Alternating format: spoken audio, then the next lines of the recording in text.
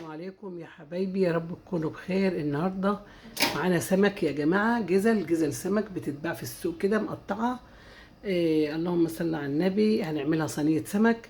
معايا طماطم كنت مجمداها في الفريزر، ومعايا بصلتين مبشوره، ومعايا فلفل وكمون وشويه ملح وفصين حبهان. عشان بصور بايد هحط البهرة على البصل ادعكه كويس، واحطهم كلهم على السمك، ونشوف هنعمل ايه.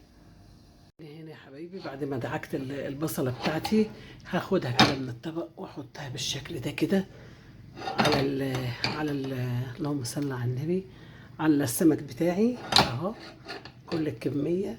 معايا الطماطم بتاعتي. انا كنت بصور دلوقتي يا جماعة، واترين الكاميرا طلعت ما بتصورش.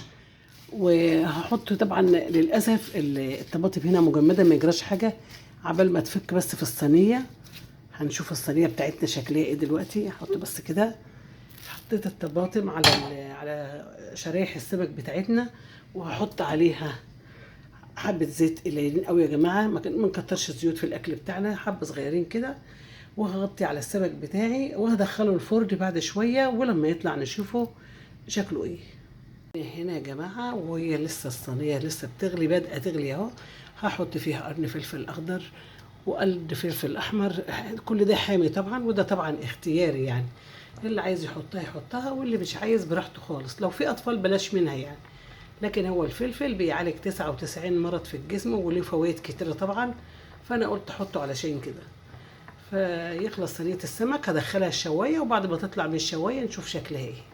كده يا حبايب قلبي خلصت معانا صينية السمك اهو بالطريقة اللي انتم شايفينها دي. بسم الله ما شاء الله. وكنا عاملين رز جنبه ابيض. بسم الله ما شاء الله. هنجيب جزلة سمك. بسم الله ما شاء الله والله اكبر كده.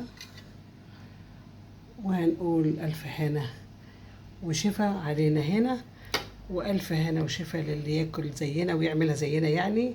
بحبكم في الله، يا رب تكونوا استفدتم. تحياتي لكم جميعا. في صدق الجعلي، سلام عليكم.